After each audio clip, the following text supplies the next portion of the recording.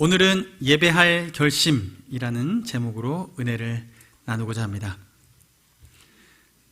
TV를 보니까요, 뉴스를 하는데요, 뉴스에 스포츠 뉴스를 보게 됐습니다. 요즘 스포츠 중에서 핫한 시즌이 하나 있더라고요. 보니까 야구 시즌입니다. 플레이오프 시즌인데요. 이번 경기가 다들 마음에 소원이 있어서 그런지 뉴스에서 다른 거 아니고 이 표가 매진이 순식간에 됐다, 이런 뉴스를 얘기하면서요, 이 경기를 보고 싶은 분들이 이 표를 오프라인에서 다시 예매하고 싶어서 온라인으로는 안 되니까 직접 찾아와서 예매하려고 하는 거예요. 아나운서 가서 리포터가 물었습니다. 언제부터 와서 줄 서 계셨습니까? 그랬더니 어제부터 와서 기다리고 있습니다. 그래서 밤을 거기서 돗자리 깔고 지내면서 하루를 버티면서 표를 사려고 줄을 선 거죠. 와, 이번에 하나 이글스에 대한 마음의 소원이 커서 그런지 다들 그 소원 가지고 온 분들이에요. 왜 그렇게 왔을까요?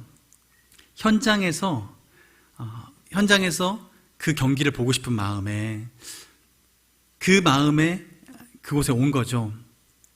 그런데 이 마음이요, 단순히 이 스포츠 경기에만 적용되는 게 아니라 이것이 예배와 연관된다면 어떤 부분을 이해할 수 있을까?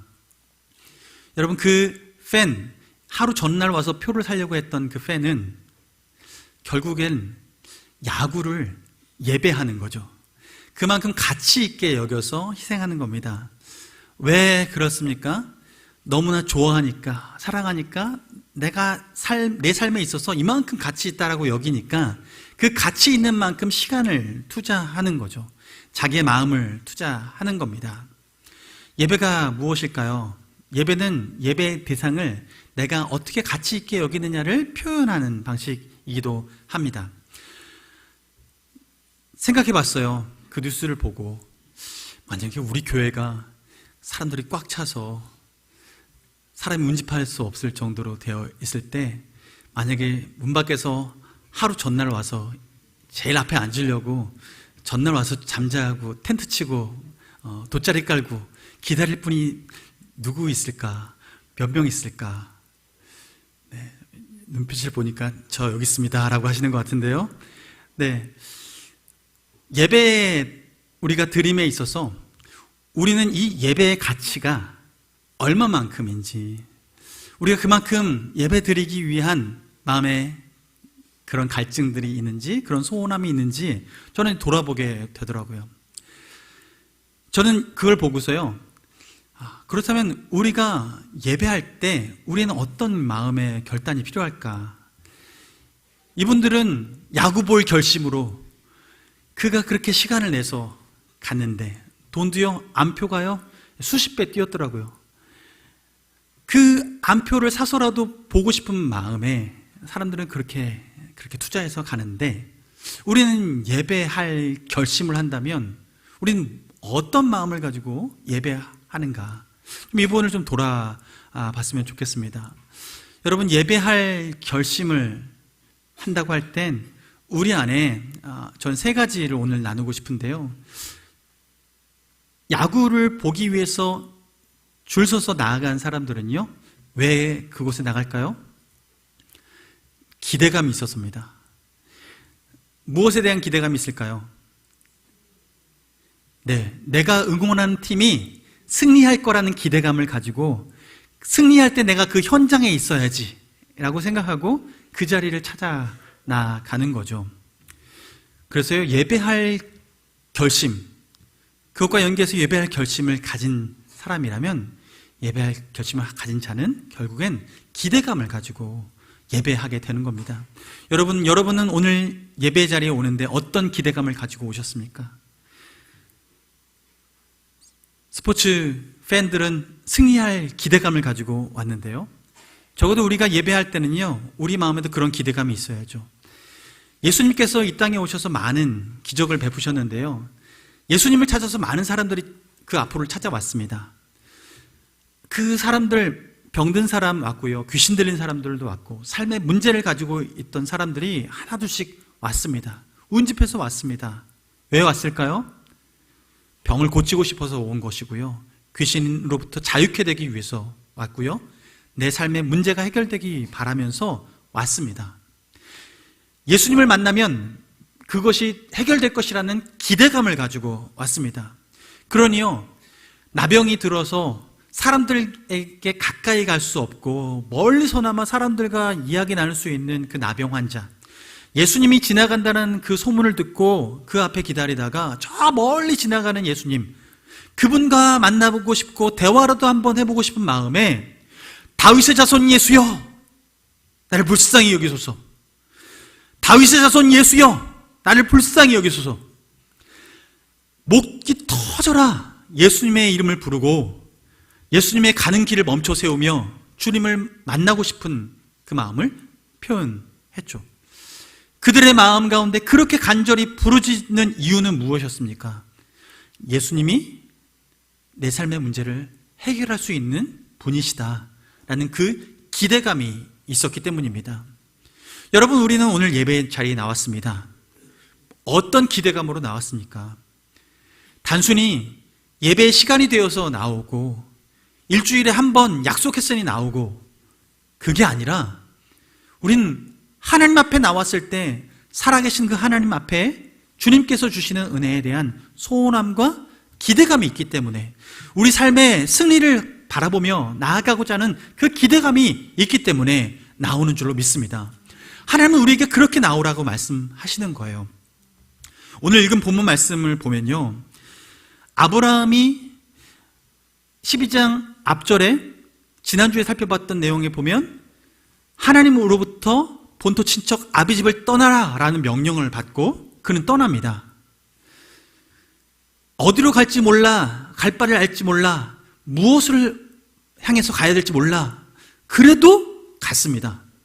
그런데 하나님께서 인도하셔서 도착한 곳이 있었는데 그것이 바로 가나안 땅이에요. 오늘 읽은 본문에 나온 땅으로 하나님께서 인도하신 거예요.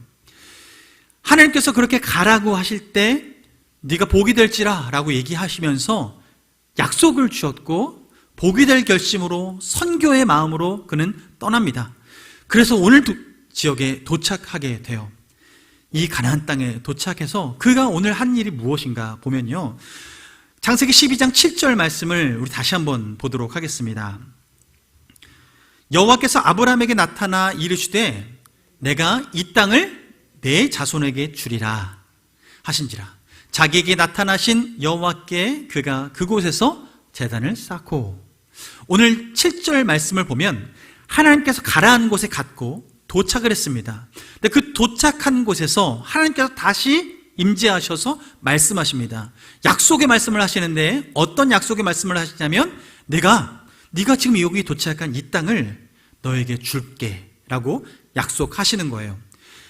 그 땅을 줄 것이라는 약속의 말씀을 듣고 아브라함은 어떤 반응을 하냐면, 그 후에 그 자리에 그곳에 제단을 쌓고 라고 오늘 본문 말합니다.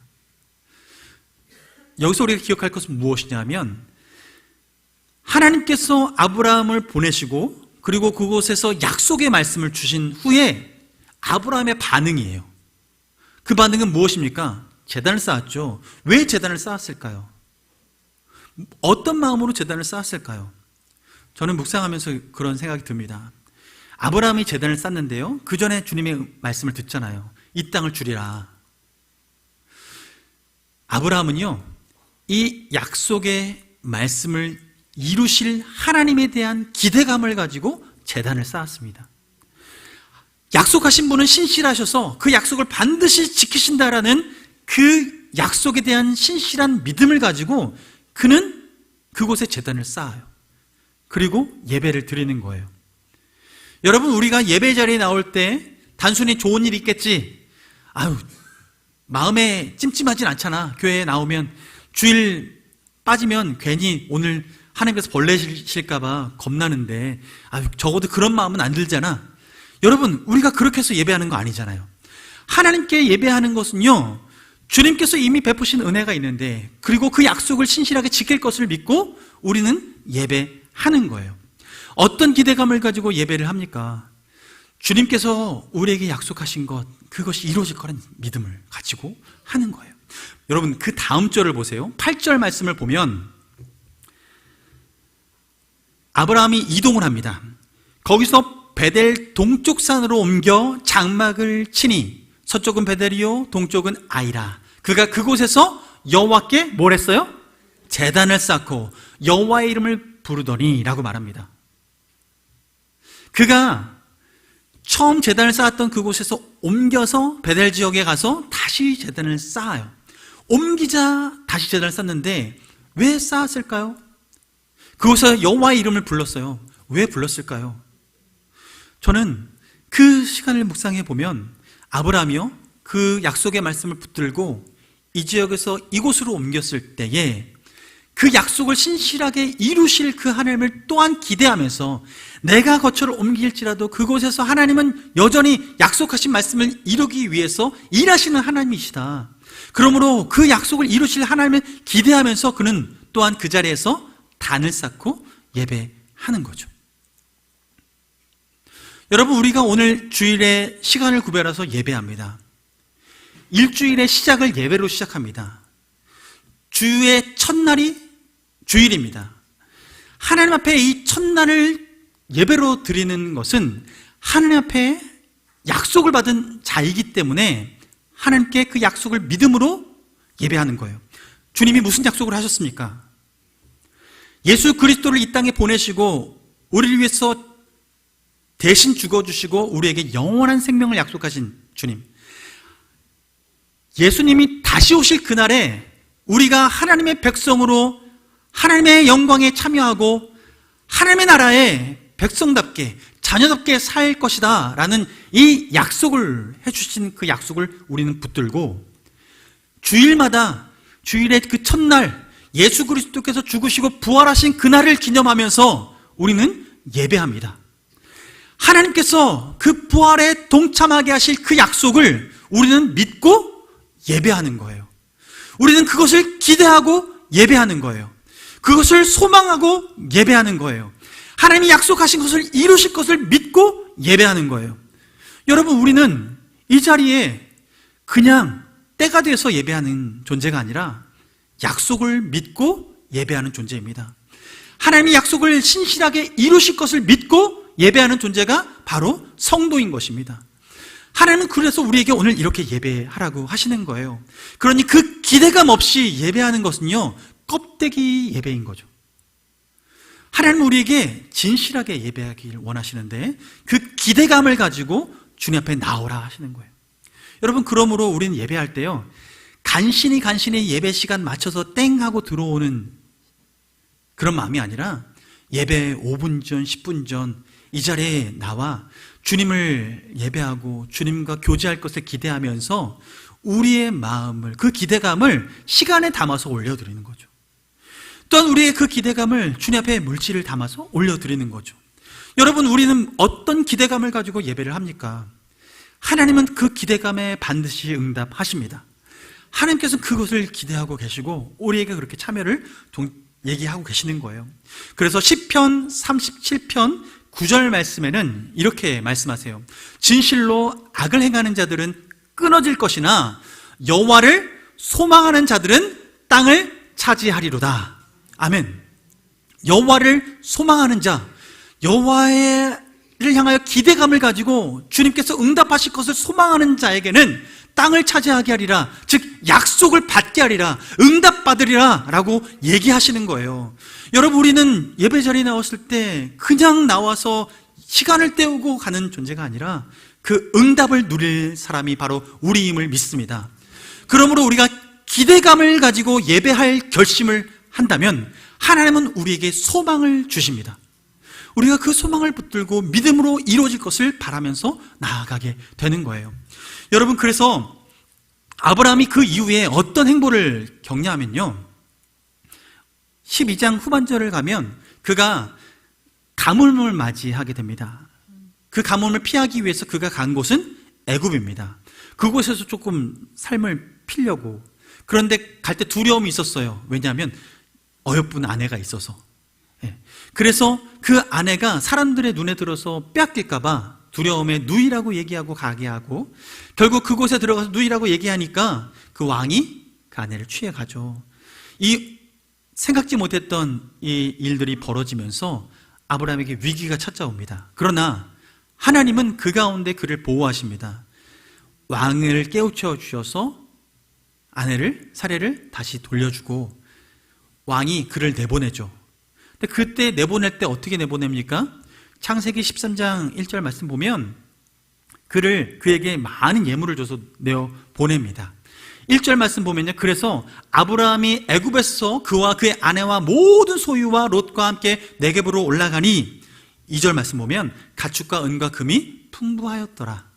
풍성하게 나오게 되는 거예요. 하나님의 보호하심 가운데 나와요. 그리고 나온 후에 그가 무엇을 하냐면요, 3절 4절 이어서 보면 이렇습니다.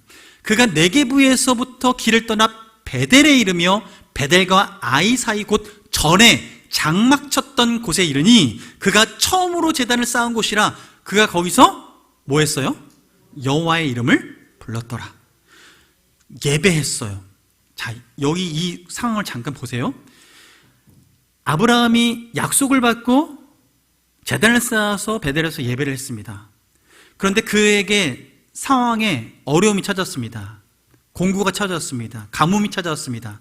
그래서 그가 무엇을 보고 피했냐면 애굽 땅의 그 풍요로움을 보고 그곳으로 피해 갑니다.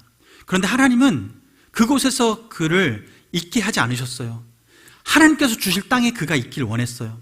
하나님의 약속을 이루고 싶으신 거죠. 그러니 그를 보호해서 다시 나오게 하시면서 아브라함이 나와서 다시 예배드렸던 그 땅으로 돌아오게 되는데, 그때 아브라함의 마음은 어땠을까요?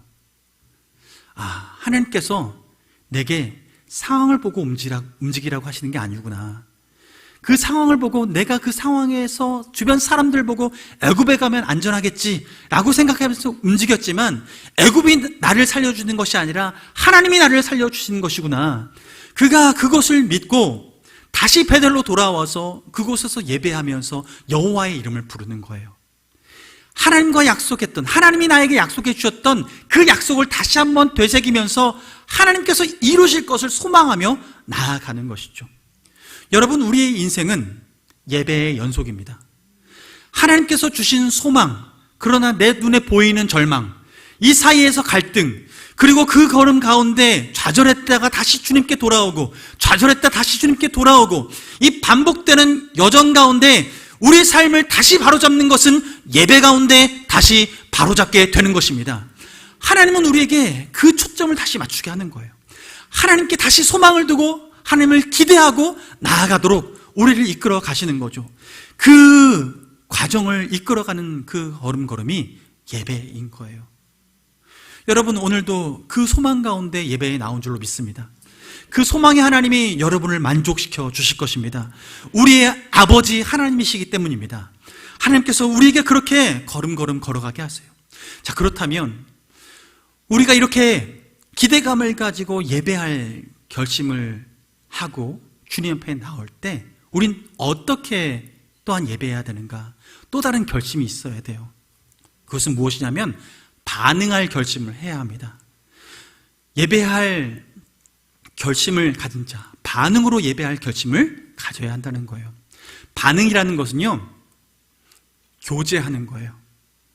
반응하는 것은 서로 상호작용이 벌어지는 거예요. 여러분, 장례식장 가서 시체 앞에 딱 가서 옆구리 쿡 찌르면 혹시 여러분 경험 중에서 옆구리 쿡 찔렀더니 왜 찔러? 하고 눈 뜨시는 분 계셨습니까? 적어도 저도 장례를 집례하고 또 입관식에 들어가 보곤 하지만 그렇진 않아요.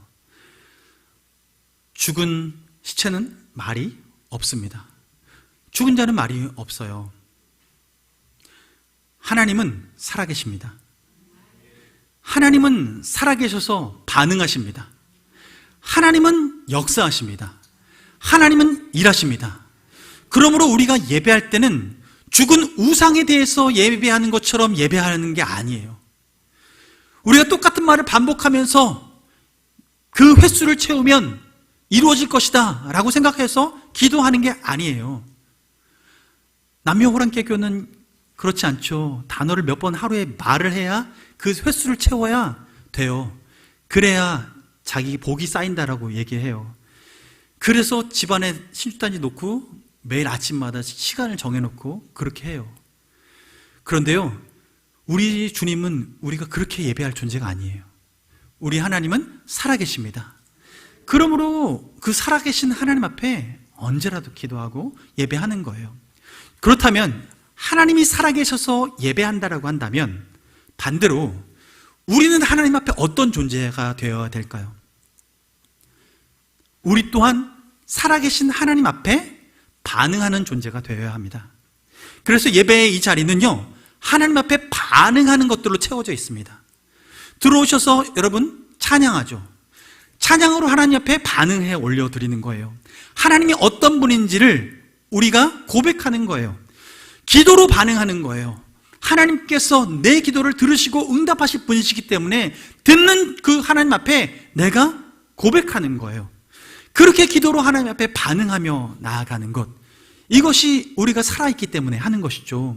그래서 거듭났다라고 얘기하는 것은, 다시 태어났다라고 얘기하는 것은, 우리가 다시 생명을 얻고 새 생명을 얻었다라는 것은 그 무한하신 하나님, 영이신 하나님 앞에 우리가 영이 다시 살아나서 성령의 감동을 따라 성령이 주시는 마음으로 반응하는 것, 그것을 기도로 반응하고 예배로 반응하고 찬양으로 반응하며 나아가는 그것이 우리가 살아났다라는 증거인 거죠.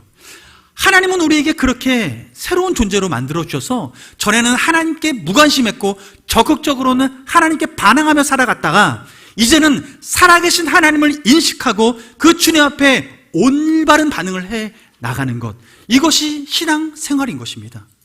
하나님은 오늘 우리에게 그 반응을 하라고 부르셨어요. 이것이 살아있기 때문에 벌어지는 것이죠.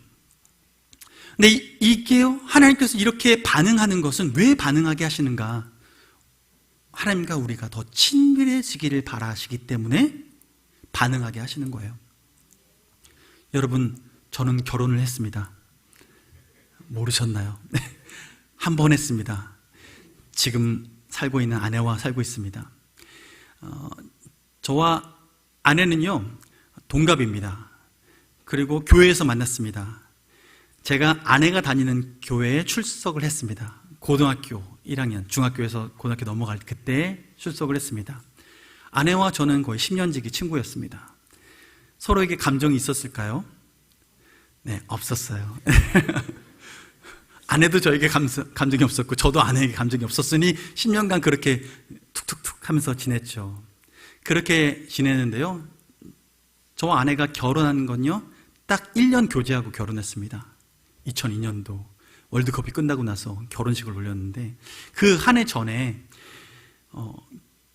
어떤 일이 있었냐면요, 저도 직장생활 할 때입니다. 아내도 직장생활 숭실대 행정조교를 하고 있을 때였고, 저는 종각에서 교재 편집을 하는 일을 하고 있었죠. 컴퓨터를 둘 다 쓰고 있습니다. 그때 당시에 지금은 카카오톡이 많이 쓰였지만 당시에는 MSN이라는 메신저가 사용됐던 때입니다. 그때 이런저런 얘기를 교회 이야기와 함께 행사 준비하느라고 이렇게 대화를 나누고 그랬어요. 사장님께 죄송합니다. 시간 내 딴짓을 해서. 그런데 그렇게 대화를 하는데 이런저런 얘기하다가 이런저런 얘기가 뭐 개인적인 얘기도 할 수 있잖아요. 그래서 그때 이런 얘기를 나눈 거예요. 이때부터는 아내와 저의 기억이 다릅니다. 참고해서 들으시기 바랍니다. 네. 서로 얘기하다가요, 갑자기 왜 너는 남자친구가 없니? 왜 너는 여자친구가 없니? 뭐 이런 얘기를 주고받게 된 거예요. 그러다가 얘기하다가 아내가, 여기서 분명히 아내와 다르다고 말씀드렸습니다. 아내가 저에게 묻는 겁니다. 그럼 네가 할래? 그렇게 묻는 거예요. 그래서 제가 어땠을까요? 제가요? 아니요, 좋은 것보다 갑자기 순간 멈췄습니다. freeze, 딱 pause, 딱 멈춰서 아무 반응하지 않고 이렇게 가만히 있으면서 이게 굉장히 진지하게 다가온 거죠. 그래서 저는 고민을 했습니다. 이 대답은 신중하게 해야겠다 라고 해서 신중하게 생각하고 잠시 후에 응답을 했습니다. 그래 라고 응답을 탁 해놓고 그때 아내에게 얘기했습니다. 우리 회사 앞으로 와라. 퇴근 후에 회사 앞으로 와라. 할 얘기가 있다. 얘기를 한 거예요. 그래서 와서 만나서 얘기를 했어요. 나는 교제를 할 때 그냥 교제하는 것보다 결혼을 전제로 해서 교제하고 싶다. 누구를 만나든지 간에 헤어질 땐 헤어질 수 있을 때라도 그러나 전제는 결혼으로 했으면 좋겠다 하고서 그런 얘기를 나누게 됐어요. 그러면 저와 아내 사이는 지금 그 반응으로 인해서 그날이 1일이 된 거예요. 그 1일부터 시작을 해서 교제가 이루어지기 시작합니다. 처음에는 매우 어색한 관계로서 서로 거리를 두고 이렇게 걸어 다니다가 조금씩 가까이 지내고 걸어 다니고 어느 날 손을 잡고 팔짱을 끼고 하는 관계로 더 나아가게 됐죠. 여러분, 이 관계의 진전은 어떻게 왔습니까? 그 1일이 있었기 때문이죠. 그 반응이 있었기 때문입니다. 네가 할래? 그래 라는 그 반응이 서로 오갔기 때문에 그런 거예요. 여러분, 하나님 앞에 그래라고 대답하신 그 순간 하나님은 우리를 자녀 삼으셨습니다. 당신은 예수 그리스도를 나의 구주 나의 하나님이라고 영접하시겠습니까? 네, 아멘 이라고 고백하는 순간 하나님과 우리 사이에 관계가 시작된 거예요. 교제가 시작된 거예요. 그렇다면 그 교제의 시작을 통해서 하나님은 더 친밀하게 나오게 하시는 거죠. 미국의 마스터스 신학교의 총장이었던 존 메가더 목사님이 있습니다. 올해 7월에 이제 소천하셨는데, 존 메가더 목사님 굉장히 보수적인 신앙 가운데 이제 유명한 목사님이신데, 이분이 예배를 이렇게 정의했습니다. 예배는 하나님의 모든 것에 대하여 합당하게 반응하는 인간의 모든 것이다. 다시 한번 말씀드릴게요. 예배는 하나님의 모든 것에 대하여 합당하게 반응하는 인간의 모든 것이다. 예를 들어 이런 거예요. 하나님 지금도 모든 만물을 창조하신 대로 다스리고 계십니다. 그 다스리시는 하나님은 온 우주 가운데에 충만하십니다. 만물을 지금도 말씀으로 붙잡고 계십니다. 어디에나 계시는 만유의 주이십니다. 시간과 공간을 초월해 계시고 알파와 오메가 되시면서 우리 시대는 100년, 200년 안에 모든 인생들을 살고 있지만 그러나 하나님은 그 무한하신 시간대 가운데 살아내고 계십니다. 그런데 그 하나님이 만드신 창조물, 여러분 가을이 되면 단풍이 지잖아요. 저는 단풍 보니까 너무나 행복하더라고요. 제가 단풍으로 가장 인상 깊었던 곳은 내장산의 그 단풍을 보았을 때 제가 처음 보고서 한 번밖에 못 봤습니다. 근데 처음 보고서 너무 이쁘다 하면서 와 했습니다. 여러분, 그 단풍은 누가 지게 하셨습니까? 하나님이 지게 하셨습니다. 저는 그 단풍을 보고 와, 주님 앞에 주님이 하셨구나, 와 반응을 했습니다.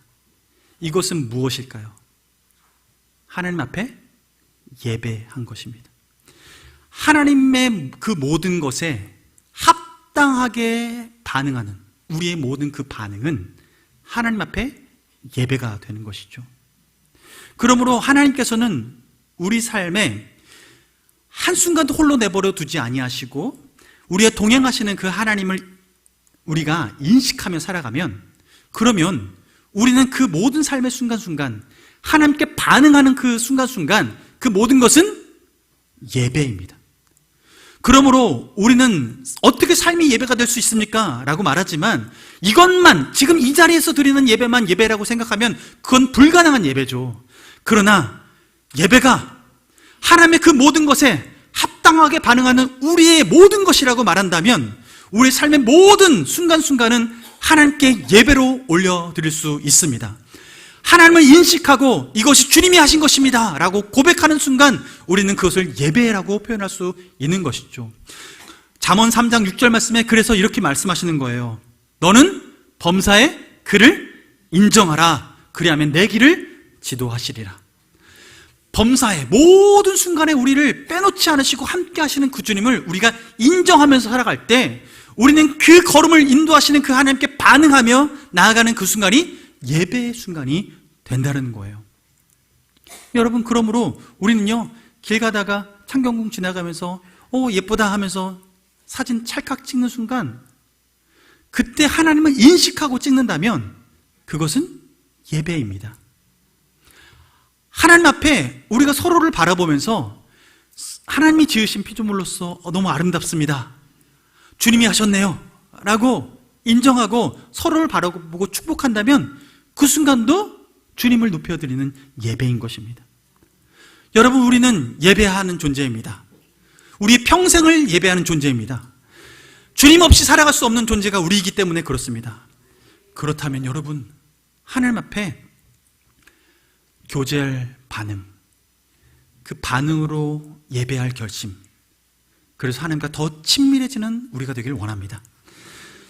세 번째로는요, 우리가 예배한다면 이런 결심을 가지고 예배할 결심을 가져야 돼요. 바로 드릴 마음을 가지고 하나님께 예배할 결심을 해야 합니다. 드림을 가지고. 여러분, 이 드림은 꿈을 얘기하는 게 아니라요, 오퍼링, 하나님 앞에 드리는 것을 얘기해요. 헌신하는 것을 얘기합니다.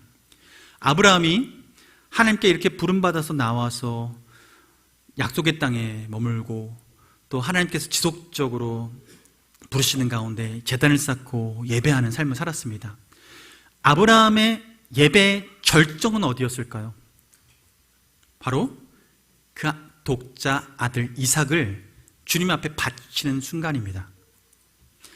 그 독자 아들 이삭을 바친다라는 것, 100세 때에나 얻게 된 그 아들, 하나님이 바치라고 했을 때 이건 잘못 들은 거죠. 차라리 제가 그 희생양이 되겠습니다, 차라리 그게 낫겠습니다 라고 고백할 순간인데, 아브라함은 그 얘기를 듣고 그 말씀에 순종합니다. 그리고 독자 이삭을 데리고 그 땅으로 나가죠. 산으로 올라갑니다. 그리고 그 아들을 잡고 각을 뜨려고 합니다. 그가 드리는 그 아들은 어떤 가치가 있습니까? 자기 목숨과 바꿀 만한 가치가 있는 존재입니다. 그런데 아브라함은 그를 바쳐요. 그 바치려는 순간에 하나님께서 잠깐 하면서 천사를 보내서 멈추어 세우고, 됐다, 내가 네 마음 알았다 얘기합니다. 만약에 멈추지 않았다면 아브라함은 어땠을까요? 실제로 아들을 잡고 각을 떠서 번제로 올려드렸을 것입니다. 하나님은 그 칼을 내리꽂는 그 순간에 이미 그 마음의 중심을 보셨어요. 예배는 하나님께서 그 중심을 보는 순간입니다. 하나님께서 그 중심을 보실 때 아브라함의 그 헌신을 보시는 거예요. 그 드림을 보시는 거예요. 하나님께서 그 드림을 통해서 무엇을 아시냐면, 그 드림이 가치를 반영하기 때문에, 즉 드린 대상에 대한 내가 당신을 얼마나 가치 있게 여깁니다 라는 그 마음이 그 드림에 표현되어 있기 때문에 하나님은 그 드림을 받으시는 거예요. 근데 그 마음의 중심을 통해서 받으시는 거예요. 우리가 그러므로 예배 드릴 때는 상대방과 교제가 이루어졌고, 특별히 하나님과의 반응으로서 교제하기 시작하면서 우리는 끊임없이 하나님이 어떤 분이신지, 얼마나 내게 가치 있는 분이신지를 지속적으로 표현하며 나아가야 하는 것이죠. 하나님께서는 그 표현으로 지금 아브라함의 그 표현을 받아주셨어요. 하나님께서 그렇게 받으라, 내어놓으라 했을 때 여러분 기억하십시오. 하나님은 없어서 내놓으라고 하신 분이 아니십니다. 하나님이 이미 모든 만물을 창조하셨고 모든 만물이 주님의 것입니다. 심지어 우리 한 사람 한 사람 모두가 주님의 것입니다. 주님의 소유입니다. 우리가 그렇게 주님의 그 소유 안에 거하는 자들입니다. 하나님은 부족해서 우리에게 달라고 하시는 분이 아니십니다. 하나님이 그 드림을 받으시는 이유는 우리가 하나님을 얼마나 가치 있게 여기시는지 그 중심을 보고 싶어서이기 때문이죠. 그래서 그 이삭을 바치려고 한 이후에 이삭을 살리고 나서 그 다음에 어떻게 했습니까? 하나님이 아브라함에게 주변을 돌아보게 하시죠. 주변을 봤는데 전에 바로 직전까지 보이지 않던 그 숫양이 보인 거예요. 순양이 보여서 결국 그 순양을 잡아서 대신 제물로 삼고 하나님께 예배를 올려드리죠. 여러분, 하나님은 우리가 드리는 것, 여러분, 이게 하나님께 드리는 게 아까워서가 아니라 하나님은 그걸 받고 싶어서라기보다는 하나님께서 이미 받을 것 준비해 놓고 계세요. 우리에게 뭔가 부족해서 요구하는 것이라면 이런 걸 준비해 놓으시겠습니까? 그렇지 않죠. 그런데 하나님께서는 이미 우리가 드릴 것을 다 마음으로 받으시고 그 마음에 우리의 가치가 얼마나 잘 하나님께 향해 있는지를 보고 계시는 거예요. 그런데 이 예배, 이 드림의 예배의 절정이 또한 어디 있을까? 그것은 하나님 편에선 바로 십자가 제사로 우리는 볼 수 있습니다. 십자가가 하나님이 만드신 마지막 제단인 거예요. 그래서 그 전까지는 많은 제물로 하나님 앞에 올려드리면서 죄 지을 때마다 그렇게 동물을 죽여가면서 하나님 앞에 나아가는데, 이제는 예수 그리스도의 십자가 사건, 그 피 흘림 사건 한 번만으로 우리 모두가 하나님께 나아갈 담력을 얻게 된 것이죠. 여러분, 피 흘리게 된 이유는 무엇입니까? 아담이 범죄했을 때 주님께 나아가기를 부끄러워했습니다. 범죄에서 하나님 낯을 보기가 어려웠습니다. 숨어 있었습니다. 그때 하나님이 아담을 나오게 하신 방법은 가죽옷을 준비시키셔서 가죽옷을 입히시고 나오게 하십니다. 가죽옷은 어떻게 만들어집니까? 가죽옷은 동물을 잡아서 동물이 피를 흘리게 해서 잡는 거죠. 여러분, 동물의 희생이 있었기 때문에 그 가죽옷이 생기고 하나님 앞에 부끄럼 없이 나갈 수 있는 자격을 얻게 되었습니다. 피 흘림은 하나님 앞에 나아갈 유일한 조건입니다.